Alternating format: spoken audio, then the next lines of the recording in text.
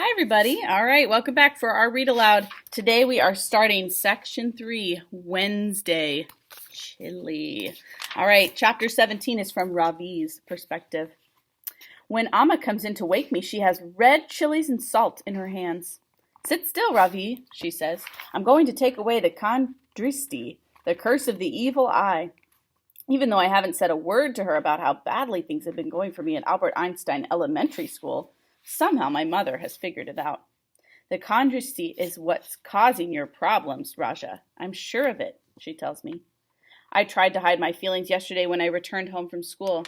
Amma and Parima picked me up at the bus stop, bombarding me with a million questions as usual. Did you show your Vedic math? Was Mrs. Beam impressed? Did she comment on how nice your notebooks look? Did you enjoy the vegetable biryani? Leave me alone, I begged them. That was my mistake. For the rest of the afternoon, Amma and Parima chased me around the house, offering me food and drink, hoping to pry some information out of me. What's wrong, Ravi? Amma kept asking. Has something happened? Parima even threatened to email Mrs. Beam if I didn't tell her what was bothering me. There was no way I could tell them that I had been laughed at, disrespected, tripped, ridiculed, and forced to eat my lunch in the resource room with the very person who had tripped me. Amma would have been heartbroken, so I faked a stomachache and went to bed early. Amma clutches the salt and chilies tightly with both her palms and slowly circles them around the air around me 3 times clockwise, then runs downstairs and throws the potion in a hot skillet. There is a loud crackling sound and the smell of burnt chilies fills the air. I knew it, I hear Parima cry. See how they crackle? Didn't I tell you things would be difficult for us in America? People are jealous. That's what it is, jealous of our Ravi and his superior intelligence. If only she knew what they really think of me at school. I get dressed and go downstairs where Amma has made soft idlis for my breakfast. Wait, first take this, says Parima, shoving a spoonful of pink medicine into my mouth. It tastes horrible, but it is my own fault for having faked a stomachache. Everything is going to be okay, Ravi, Amma said. I've baked some naan. My favorite cookies! The flavor is off, sniffs Parima, tasting a crumb and wrinkling her nose.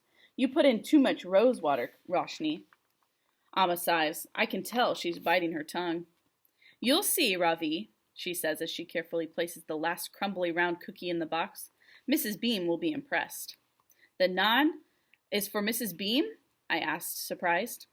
I know just how to win teachers over, Amma says confidently. Offered the cookies to her first thing this morning. You'll see how things improve after that. Appa comes in carrying his briefcase. Listen to your Amma, he tells me. Remember, she has the black tongue. Amma has a birthmark on her tongue. In India, a black spot on the tongue means you have magical powers. This may sound like a silly superstition, but believe me, when Amma says something is going to happen, it always does. It's 6:58. The bus will be arriving in 2 minutes. Amma puts on her favorite blue sweater, picks up her sari pleats, hoists them just above her ankles, and tucks them in at her waist.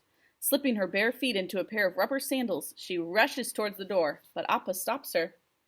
Let him go by himself, Roshni, he says. He's 10 years old. Parima is sitting on the sofa, dipping his biscuit in his morning tea. Parima hands me my tiffin box and my jacket. Don't forget to tell Mrs. Beam the naan is homemade, my mother calls after me. And remember to eat your lunch. I made a nice curry with okra and chickpeas, raita, and a flask of buttermilk, too. Good for your digestion. 2 boys from my class are sitting in the front row of seats on the bus. One of them is Keith Campbell, and the other is named Tim or Jim. I'm not sure which. They nod to me, and I nod back. I wish that Dylan Samreen rode my bus. Pramod and I used to ride together and crack jokes the whole way to school. I find a seat near the back of the bus and sit down, carefully balancing the box of cookies on my lap. All the way to school, I stare out of the window, wondering if my mother can be right. Will the kandristi healing and the homemade naan help to turn things around for me? When we arrive at Albert Einstein Elementary School, I look up at the American flag flying on top of the silver pole. I think about my own flag, with its blue spinning wheel at the center. Each of the 24 spokes represents a virtue. Mrs. Aaron had a list of them written on her wall. She made us memorize them in order.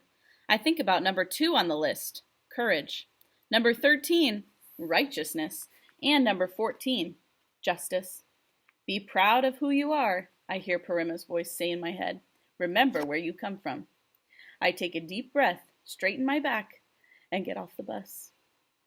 Bigfoot is standing near the door when I reach room 506. As I walk past him, I keep my eyes on his giant shoes. I will not allow him the pleasure of tripping me again.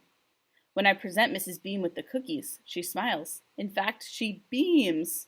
Ha! How sweet, she tells me. Alma's black tongue was right. Thanks to the naan, I have won over Mrs. Beam.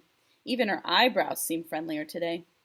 We'll begin our morning with silent reading, she tells the class. Following that, you'll go to gym. Things are looking brighter for me already. All right, well, we'll have to hear Joe's perspective. Chapter 18 is up next.